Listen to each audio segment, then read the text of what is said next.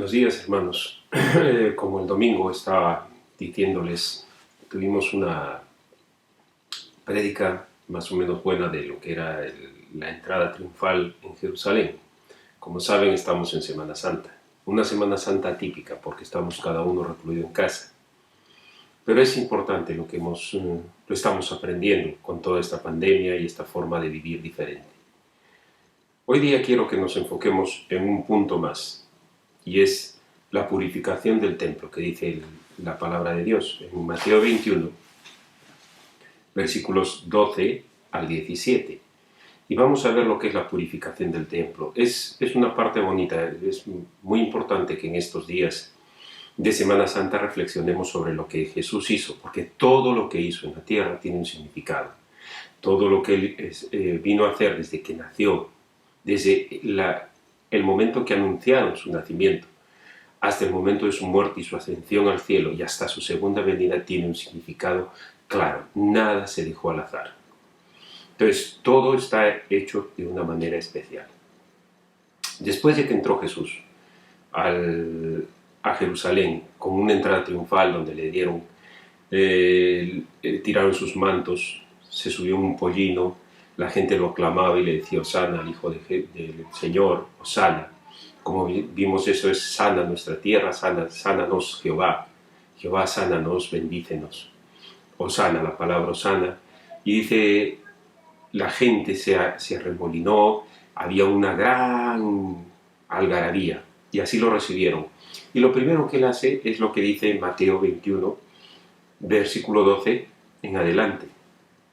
Y dice así: y entró Jesús en el templo de Dios, y echó fuera a todos los que vendían y compraban en el templo, y volcó las mesas de los cambistas y las sillas de los que vendían palomas, y les dijo: escrito está, mi casa, casa de oración será llamada, mas vosotros la habéis hecho cueva de ladrones. Y vinieron a él en el templo ciegos y cojos, y los sanó. Pero los principales sacerdotes y los escribas, viendo las maravillas que hacía, y a los muchachos aclamando en el templo y diciendo, Hosana al Hijo de David, se indignaron. Y le dijeron, ¿oyes lo que estos dicen? Y Jesús les dijo, sí. ¿Nunca leísteis de la boca de los niños y de los que maman, perfeccionaste la alabanza? Y dejándolos salió fuera de la ciudad, a Betania, y posó allí. Primero vamos a recordar que cuando Jesús entra a Jerusalén, entra y hace tres cosas. Una de ellas es, mostró su coraje. Tú ten en cuenta que lo odiaban a Jesús. Lo estaban persiguiendo. Era alguien que estaba transformando e iba en contra de toda la hipocresía del pueblo judío. Todo lo que se había hecho, todos los fariseos, todo lo que se estaba haciendo. Entonces lo odiaban y estaban buscando cómo acusarle para matarle, cómo acusarle para que haga algo. Entonces, él podía haber entrado de noche, pero no, lo hizo de día. Lo hizo a vista de todos, y lo hizo como un rey triunfal. Él lo que hizo fue demostrar el coraje que tenía de ser el Hijo de Dios y entrar de esa manera a Jerusalén. ¿Por qué mostrar el coraje? Porque es como cuando hay un duelo. Jesús cuando entró y demostró que él era el rey, y entró de una manera, como vimos en la anterior prédica, de una manera que iba en un pollino, entraba y lo aclamaba, y le daban la bienaventuranza al Hijo de David. Entonces, toda esa parafernalia pudo haberlo evitado, pero lo hizo por una razón. Esto era como un duelo. Lanzó el guante a los fariseos y a todos los judíos que estaban ahí dentro. ¿Para qué? Para que comiencen a ultimar sus planes. Para que se desesperen y tengan que ultimar los planes. ¿Y cuáles eran esos planes? Porque los lleven a cabo. Y eso tiene mucho coraje. Porque lo hizo adrede. Se presentó como el Hijo de Dios, como el Rey. Con ese coraje es que lanza el guante y dice, los desafío. Aquí estoy, me presento como el Rey. Los desafío a todos con esta entrada triunfal. Hagan lo que tienen que hacer. Lo mismo que le dijo a Judas. Haz lo que tienes que hacer. desafía, porque hay que cumplir el momento de ir a la cruz. Segundo, mostró sus credenciales. Como les dije, era como cada uno lleva una credencial, o eres embajador o te distingues por algo. Y él se presentó como el Mesías, al que estaban esperando. Mostró sus credenciales al entrar de esa manera. Ahora, la tercera cosa, mostró cuál era la esencia de su reino. Aunque todo el mundo creía que el reino de Jesús iba a venir para que los judíos sean liberados, y hay una liberación, que el Mesías venía a liberar a su pueblo. No entendían que la libertad no era del yugo romano, era de un yugo anterior que viene desde Adán, que era el yugo del pecado. Y su pueblo no solamente eran los judíos, sino que tenía un pueblo más grande en mente el Señor, y esos eran los gentiles. Y mostró que la esencia de su reino no es venir como un gran rey a caballo, sino más bien como un rey que viene en son de paz. Y ese son de paz era venir montado en un pollino. Ese era el símbolo de paz. El caballo era símbolo de guerra. El asno, el pollino, era símbolo de paz. Como hemos leído después que entró Jesús, dice el versículo 12, entró Jesús en el templo de Dios y echó fuera a todos los que vendían y compraban en el templo, y volcó las mesas de los cambistas y las sillas de los que vendían palomas. Tenemos que tener en cuenta una cosa. Aquí lo vemos como algo simple, pero yo quiero que nos centremos en el templo. Tengo algunos datos que darte. El templo, tiene dos palabras en griego para templo. Una es hierón, que significa todo el templo, las escalinatas, el patio de los gentiles, el atrio de los gentiles, el atrio de las mujeres y todo eso, que lo voy a explicar ahora. Y el naos era un edificio pequeño, que si tú lo ves ahí, era el lugar santo y el lugar santísimo. El lugar santísimo y afuera el lugar santo. No había más. Eso también era la palabra naos, templo. Pero aquí nos está refiriendo que Jesús entró al templo. Está diciendo, cuando Jesús entró en el templo de Dios y echó fuera a todos los que vendían y compraban en el templo. Ahora, tenemos que ver eso lo que está diciendo. Tenemos el naos, la base, lo más pequeño, que es el lugar santo y el lugar santísimo, y fuera de ello viene el atrio de los sacerdotes. Era donde entraban los sacerdotes. De ahí venía un atrio de los israelitas. Por ejemplo, en el atrio de los sacerdotes, el atrio de los sacerdotes. El naos es el sitio donde está el lugar santo y el lugar santísimo, el núcleo, donde estará solamente una vez al año entra el sacerdote para ofrecer holocausto. Nada más. Ese es el naos, el lugar santo, el lugar santísimo. Fuera de él está el atrio de los sacerdotes, alrededor de él, que es donde está el altar del holocausto, que si lo ven en el vídeo anterior, en uno de los vídeos anteriores donde está el templo de Jerusalén recreado, verás que ahí está saliendo una columna de humo hacia arriba. Ahí estaba el altar de los holocaustos. Ahí entraban solamente los sacerdotes, el atrio de los sacerdotes. Todo el que era sacerdote podía entrar ahí y ofrecer holocausto. Fuera de esto estaba el atrio de los israelitas. A este atrio se entraba por la puerta de Nicanor, se llamaba. Solamente entraban los israelitas, de pura cepa, puro Israel, hombres, nada más. Ahí entraban los israelitas y la puerta era tan grande que 20 hombres tenían que abrirla, la puerta de Nicanor. Fuera de este atrio había otro atrio, que era el atrio de las mujeres. Y se ingresaba a este atrio por la puerta llamada la Hermosa. ¿Por qué? Porque las mujeres entraban ahí, que eran las mujeres de los israelitas, todas israelitas, y ahí se quedaban, no podían compartir con los hombres, ellas estaban fuera. Pero fuera de este atrio de las mujeres y la puerta, la Hermosa, por donde pasaban ellas, hay un atrio más, que es donde estaban las columnas, donde en la recreación se ven las columnas, donde enseñaban y donde estaba todo, y se llamaba el atrio de los gentiles. ¿Por qué se llamaba el atrio de los gentiles? Porque ahí podía entrar todo tipo de gente. Tengamos en cuenta que el templo de Jerusalén era una de las atracciones más grandes que había en el mundo, una de las maravillas del mundo. Ese templo tan grande que hizo Herodes, ese templo tan majestuoso que brillaba, el templo que los discípulos le dicen, Señor, mira, qué hermosura, qué templo más bello. Y él le dice, no quedará piedra sobre piedra de este templo.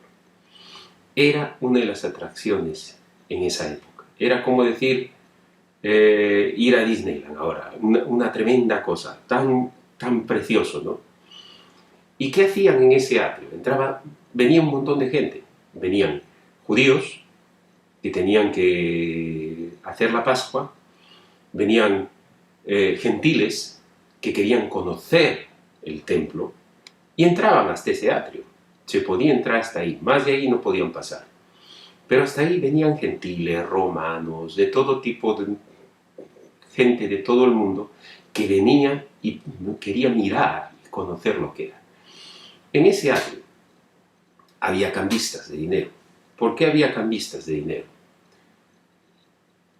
Primero, había dos clases de transacciones que hacían los cambistas estos. Jesús dice que echó a los cambistas, dice, y echó fuera a todos los que vendían y compraban en el templo, y volcó las mesas de los cambistas y las sillas de los que vendían palomas. Dos tipos de cosas que había ahí. Los cambistas, primero, ¿qué eran los cambistas? Eran gente, como bien dice su nombre, cambiaban dinero. ¿Por qué? Porque había dos clases de transacciones. Todo judío tenía que pagar un impuesto para ir al templo. Tenía que pagar un impuesto de medio ciclo. Medio ciclo, si lo cambiamos a lo de ahora, aproximadamente un ciclo, sería como decir 2 euros. Un ciclo, 2 euros. Entonces todo el mundo tenía que pagar, en esa época era mucho dinero, no es como ahora.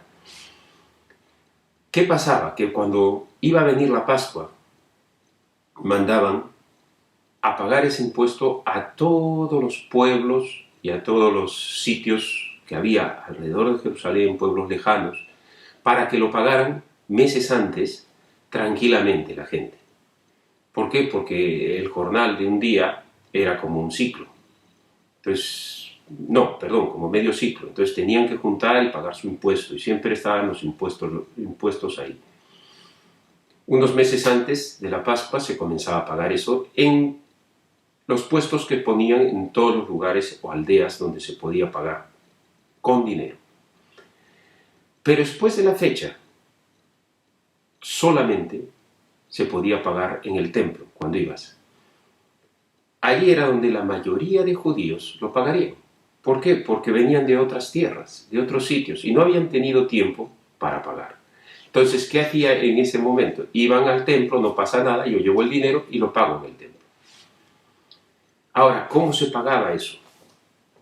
La moneda de Palestina se usaban toda clase de monedas en Palestina, toda clase de monedas. Se podía pagar, se podía manejar los ciclos, había otras monedas, la tiria, había el doblón, había un montón de monedas.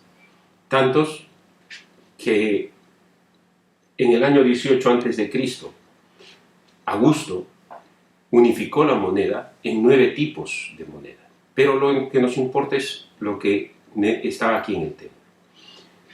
Como se usaban muchos tipos de monedas, en el templo solamente no se podía pagar en lingotes de plata, porque el lingote de plata también era, no hablemos del oro, pero pongamos la plata. Lingotes de plata los comerciantes traían y podían en transacciones pagar con ellos, pero en el templo no lo permitían.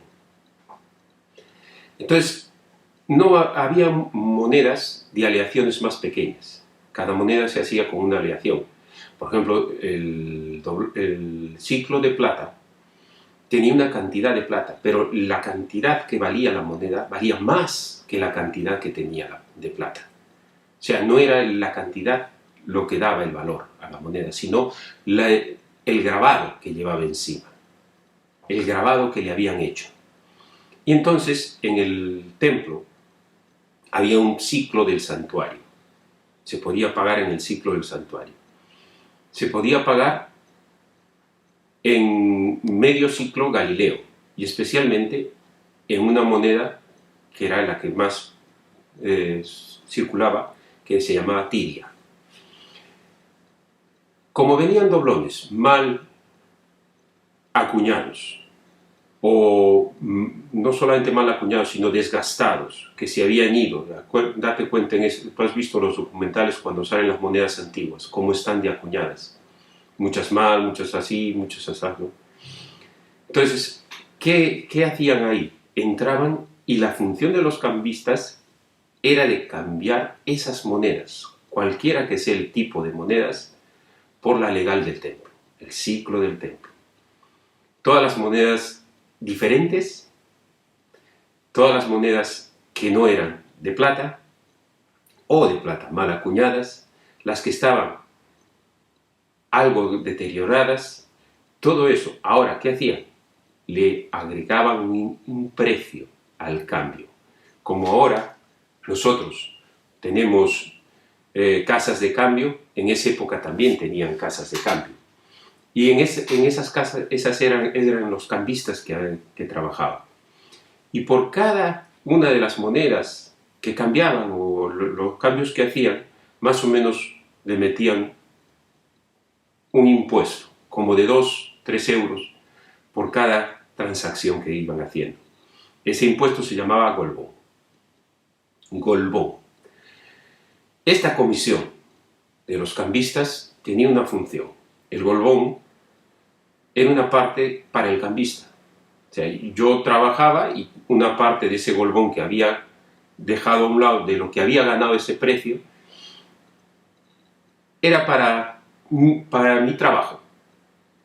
Como golbón yo tengo derecho a tener una cantidad, pero no, como estaba en el templo, tenía que dividirlo más.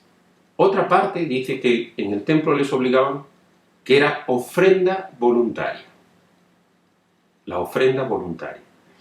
Y otra parte se dedicaba a mantener carreteras. Otra parte se dedicaba a hacer planchas de oro para cubrir el techo del templo. ¿Se acuerdan que les dije que estaba medio cubierto en oro, que cuando daba el sol caía fuertemente y se veía que alumbraba bastante?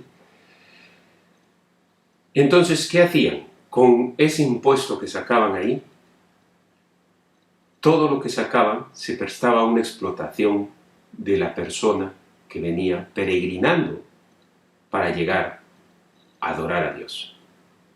O sea, era tal la manera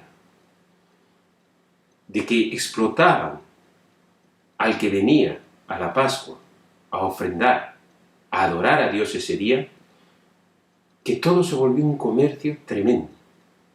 La otra cosa que había ahí no eran los cambistas. Estamos hablando del atrio de los gentiles.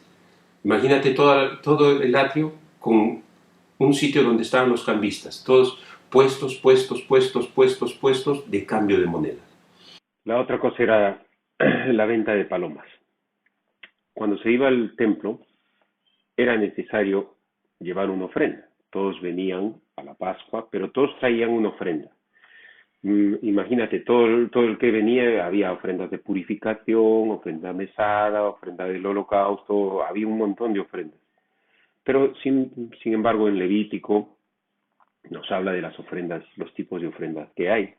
Una de ellas era, por ejemplo, una mujer cuando durante el año ha tenido un niño, como eran muy fértiles ahí, y por lo general cada año tenían un niño, el día de la Pascua tenía que llevar y hacer su ofrenda, y era una ofrenda de palomas. Eh, la mujer tenía que ofrendar una paloma. Entonces, también, por ejemplo, los leprosos, cuando eran sanados, para certificar su sanidad, tenían que presentarse ante el templo. Y cuando ya el sacerdote les decía que estaban sanos, tenían que ofrendar unas palomas, comprarlas, ofrendarlas. ¿Y para qué? Para que les den un certificado de sanidad y así puedan volver a estar otra vez con el pueblo. Porque el Señor sanaba en su pueblo y sanaba a muchos y otros, bueno, estaban en eso. Y ellos venían por su certificado. Era fácil comprar estas ofrendas fuera del templo.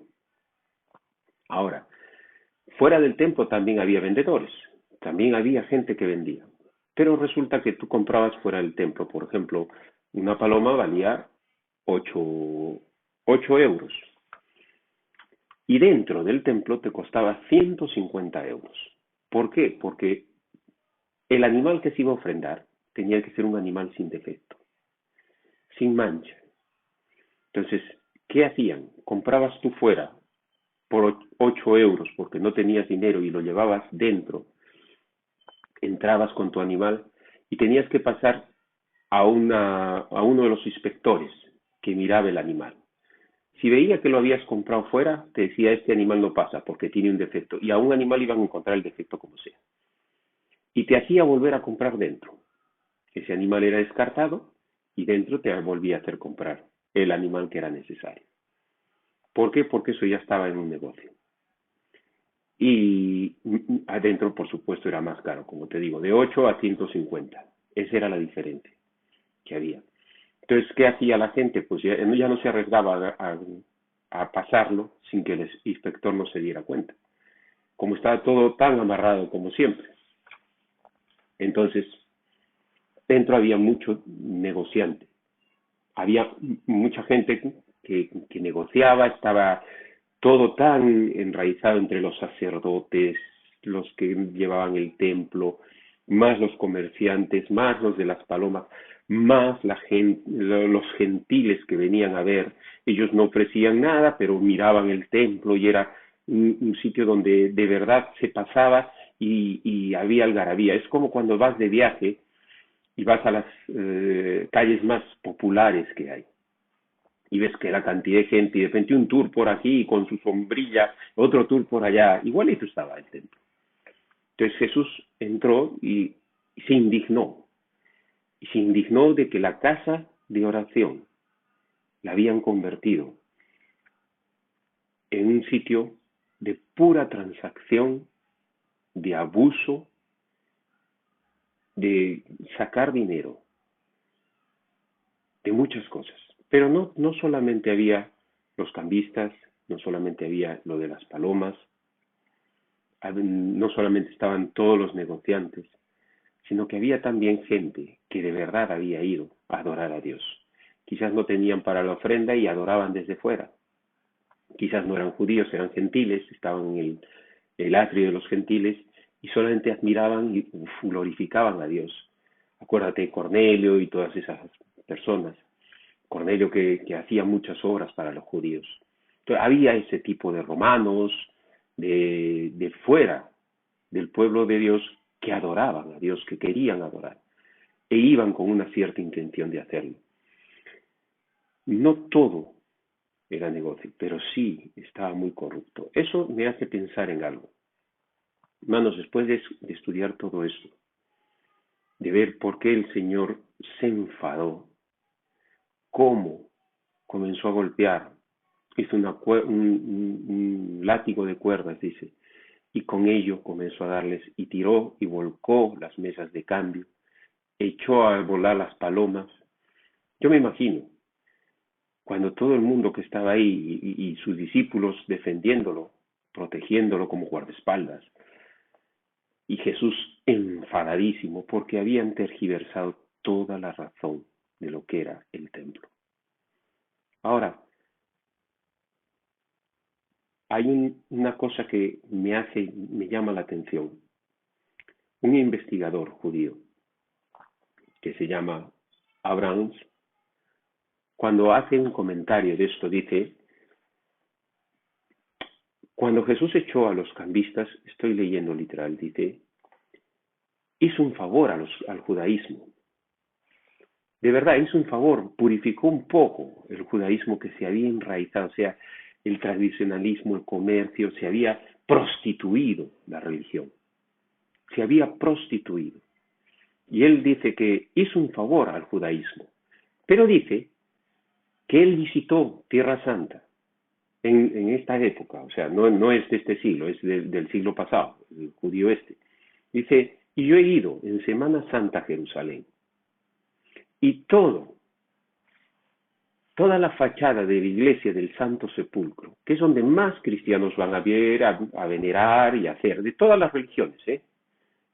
Nosotros como evangélicos vamos a otros sitios, pero los más populares, como es el Santo Sepulcro y estos sitios, cuando los ves en televisión, este hombre dice, Abraham, que él pasó por la fachada de la iglesia del Santo Sepulcro y dice que estaba llena de reliquias, que habían cristianos regateando unos con otros, por una estampa, por unas cuentas pintadas, por velas de colores, y él mismo, siendo judío, porque él no es cristiano, es judío, pero fue a visitar Tierra Santa. Dice, ¿cómo quisiera que venga Jesús otra vez y lo vea? Se indignaría. Hermano, eso te hace pensar. Tú has visto Jerusalén, cómo está ahora. Has visto que pasan con las cruces, que hacen procesiones, que venden reliquias. Ya no es solamente el templo, es todo eso. Y ahora me hace pensar a mí, nosotros vamos a la iglesia a adorar a Dios. ¿Qué pasa? Yo he ido a iglesias donde la adoración a Dios es en un estadio. Entras por la puerta, televisores grandes de plasma, la música es tremenda. Y fuera hay puestos donde te están vendiendo los libros de discipulado, los libros para alcanzar tus metas, los libros tales, las prédicas de tal pastor de la iglesia y todo lo que necesitan. Aquí mismo, en alguna reunión, en la Plaza de Toros, vino un gran predicador y detrás vendían todos los cursos de la escuela de líderes para comprarlos todos y te aceptaban la tarjeta de crédito y todo. Hermanos, ¿te has puesto a pensar qué iglesia de verdad quiere Jesús? ¿Qué iglesia, qué adoración encontró en el templo? ¿Y qué adoración le hemos estado dando hasta ahora, cuando esta pandemia que ha venido ha paralizado las grandes iglesias y las pequeñas y nos ha hecho atraernos dentro, mirar hacia adentro y ver qué adoración le damos a Jesús? Que esto nos haga pensar. No es la calidad del vestido, no es la calidad de la adoración, no es la calidad de la mega iglesia que tengamos, no es la calidad de los libros. Hagamos todo con excelencia, pero no hagamos que esa excelencia y esa forma de adorar se convierta en un ritualismo y ese ritualismo nos aleje otra vez de la casa de oración. Dice la palabra de Dios que después de echar a todos, dice, escrito está, mi casa, casa de oración será llamada, mas vosotros la habéis hecho cueva de ladrones. Y dice, y vinieron a él en el templo ciegos y cojos, y los sanó. Y Jesús los sanó. Pero los principales sacerdotes y los escribas, viendo las maravillas que hacía y a los muchachos aclamando en el templo y diciendo, Hosana al hijo de David, se indignaron. Ese es mi Jesús revolucionario. Esa es la revolución de la paz, de volver otra vez a la enseñanza de la palabra. de volver otra vez a la esencia del corazón puro, del corazón que busca a Dios, no puro porque no peques, puro porque te ha santificado Dios, puro porque ya has sido separado y apartado para Él. Yo me imagino cómo habrá sido esto. Que en esta Semana Santa reflexionemos. Y este es el estudio que te iba a dar. Espero que vaya creciendo, como dicen. Ir creciendo un poco más para los días que vienen. Quiero hablar de lo que era Jesús el hombre, el que padeció para ir a la cruz. Y espero hacerlo mañana, antes de Viernes Santo, o si no el mismo Viernes Santo. Y yo sé que el domingo de resurrección será tremendo. Gracias y que Dios te bendiga y que de verdad esto te haya hecho reflexionar.